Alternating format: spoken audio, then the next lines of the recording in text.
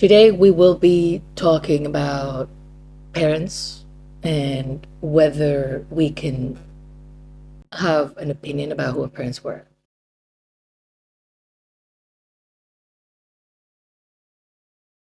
Guess what? You're allowed to blame your parents. You're allowed to say that what has happened to you was absolutely their fault. You're allowed to look at these people who raised you objectively and have an opinion for the ways in which they raised you.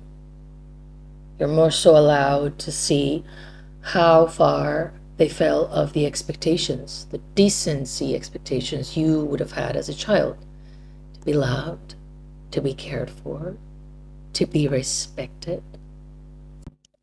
So for today's thoughts, I'm going to pull up some stuff from Alice Miller, who is the writer of this incredible book that essentially validates the experience of being the child of a narcissistic parent. And it gives you the permission to see who is responsible for the pain you're going through. And Alice Miller says, "We don't know yet, above all, what the world might be like if children were to grow up without being subjected to humiliation, if parents would respect them and take them seriously as people." And when she says that, it really highlights something, that the consequences of not respecting your children, of not treating them with, respect and decency, is not just what you do to the children or whether you're a bad or good person, is how are your children going to raise their own children? Who are your children going to become? How will they adapt to being treated this way? The way you parent your children will have an effect on how these children will thereon show up in the world, how they will feel about themselves, how they will feel about the world, how they will feel about authority, how they will react to their environment, or how they will interact with it. So the gravity of parenting and the importance of parenting is serious. But what happens? Parenting is hard. And if you think about years and years ago, they would have kids and they would just basically have helpers for the farm and helpers for the house. Children were not to be raised, the way we're trying to raise them now. Raising children was just something they did because they birthed the children and because they had to birth the children. And then when parenting became a thing, right? Oh, a term of, oh, I'm parenting. It was more like how to teach children to behave, which was authoritarian, punishing, mean, abusive. I've worked with a lot of people who have been abused by their parents. And whenever I hear stories like that, it's not always necessarily that there's harm done, like a physical violence, but it's the lack of respect and the robbing of someone's dignity that really wounds these children, because the body is no longer in pain. The wounds of the body are no longer actively hurting anyone, but what is actively hurting everyone is the wounds on their dignity, on their self-worth, on who they are as people. So that all to say, and to begin this thought process I'm trying to unfold today, that parents have somehow managed to treat their children like less than creatures, but at the same time, they manage to become exempt of judgment, which correlates a lot with patriarchal ideas of someone being stronger than the other and then imposing their power on them. So someone gains their power and their respect by disempowering. And it goes aligned with how, the church functions, that you can't judge or have anything to say about or question either the people who are partaking, people who represent God, or even God themselves, right? You're not allowed to have judgment. You're not allowed to be objective. So I feel like there's been a lot of influence as to how we see our parents, like gods. We're not supposed to judge them because, much like God did, they gave us life. And this is the indoctrination we came to life with, because once we would even dare to say something, there's a lot of shaming, and shaming is a very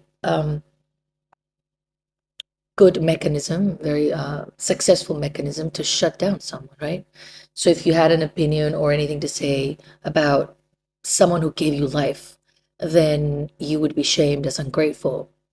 And that shaming is somehow so damaging to us that we would avoid it and it would instead keep these people on pedestals.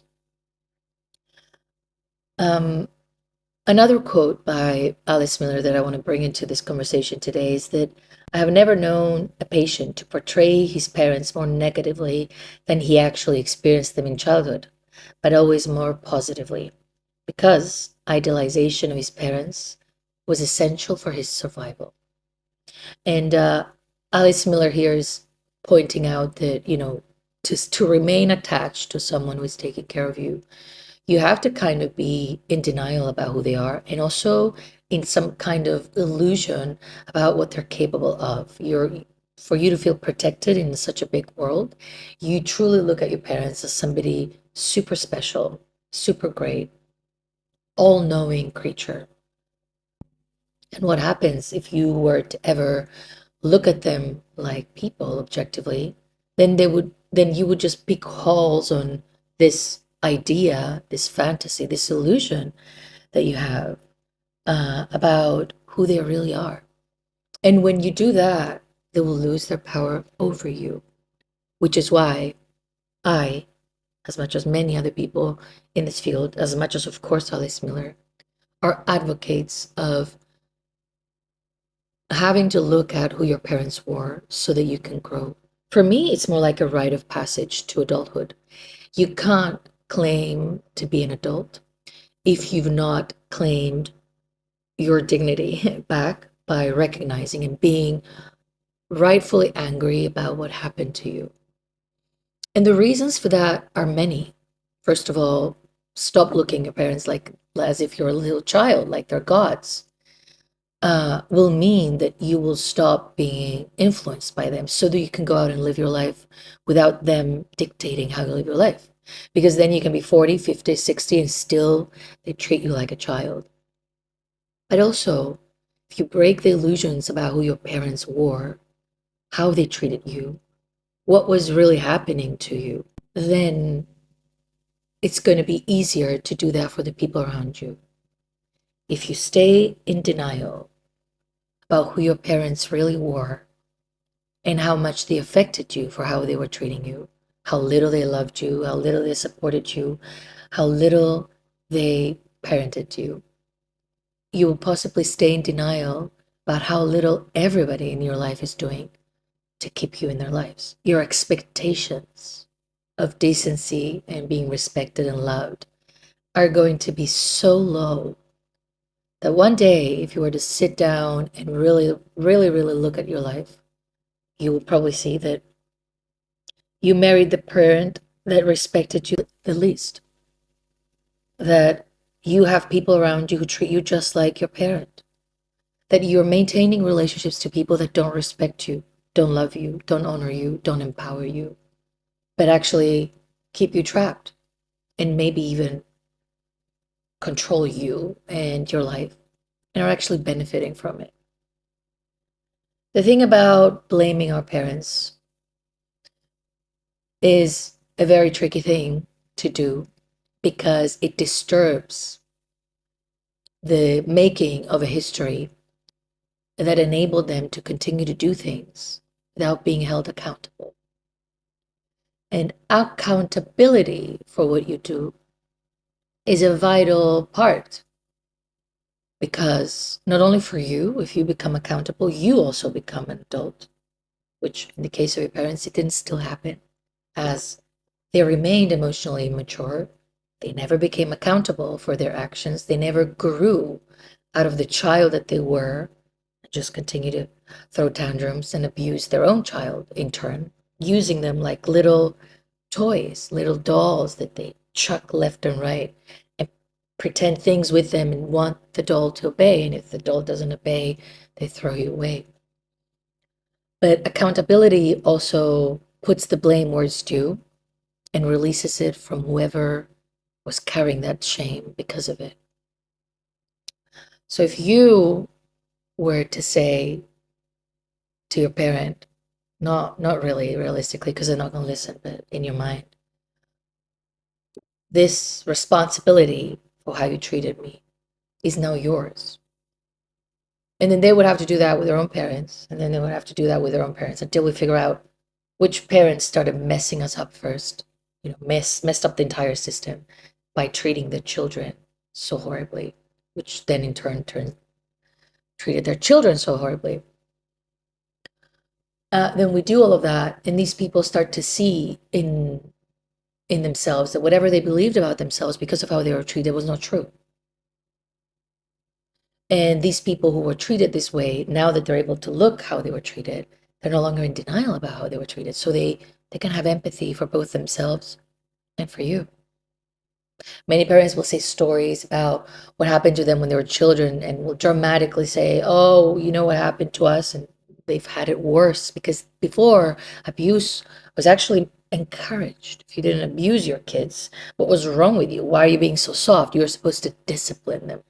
So it was accepted. But the thing is, they even tell these stories and laugh when you're like, I don't think you should be laughing about this.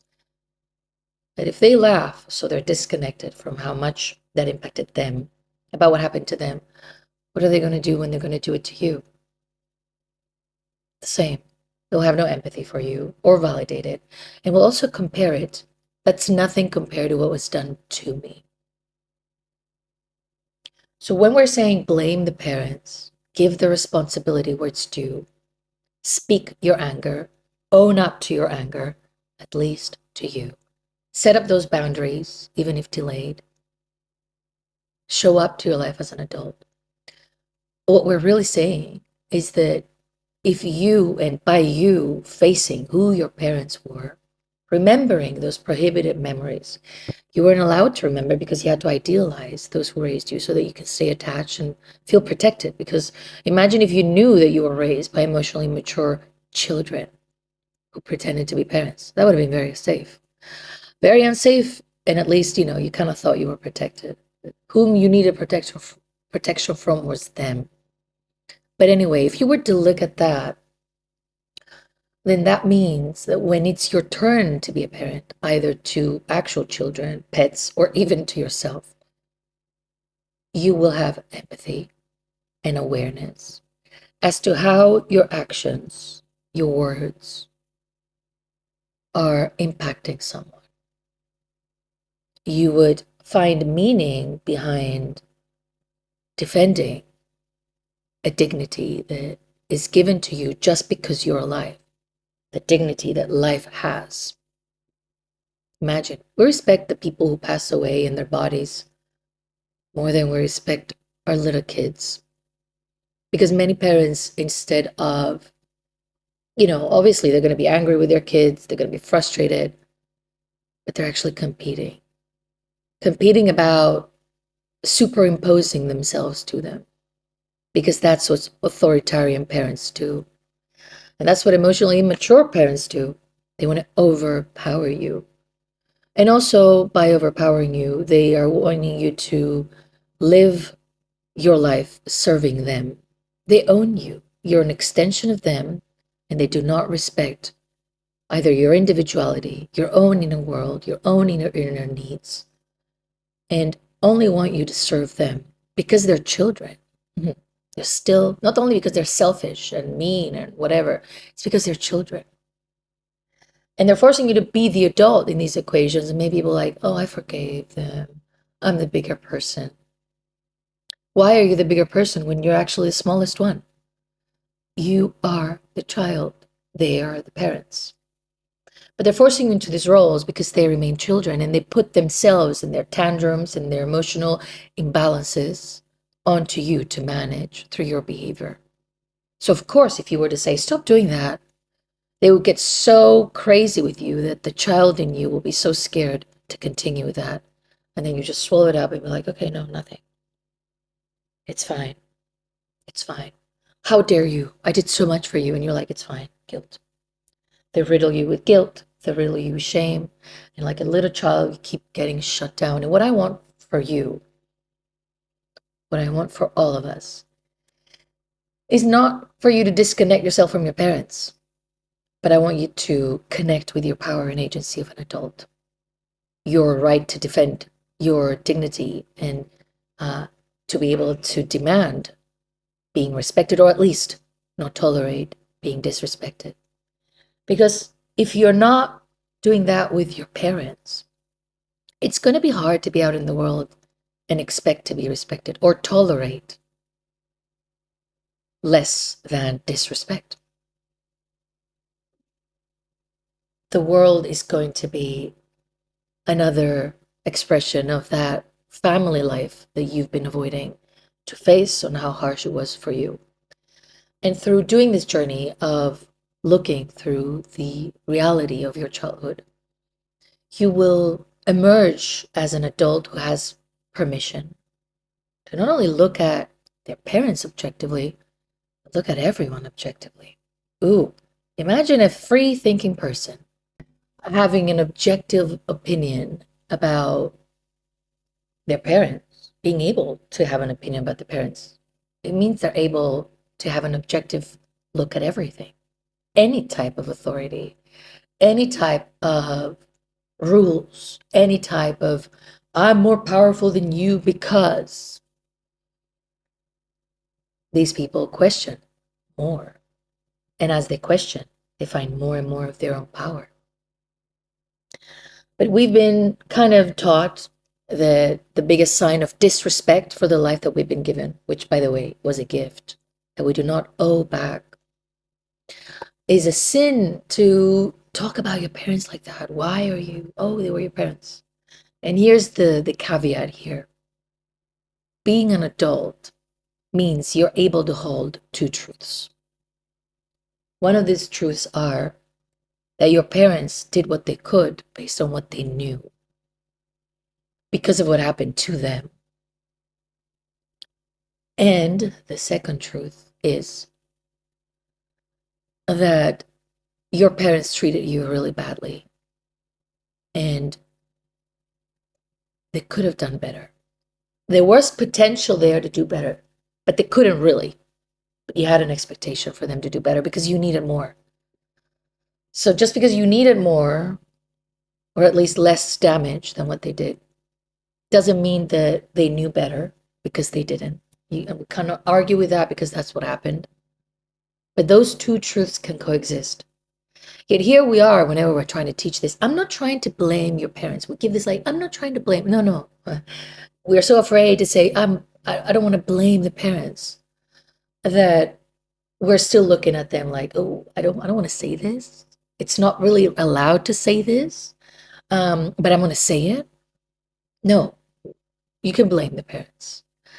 There's though another thing here to consider. So we have these two truths, and then we have another thing that we're looking in the eyes when we do all that. My parents didn't know better. I expected more and I needed more. Of course, I needed more. I needed respect. I needed support. I needed nurturing. I needed guidance. I needed to be met. That's why they brought me in this world. I needed to be given the space to grow and evolve to who I am, not be molded into whoever they needed me to be.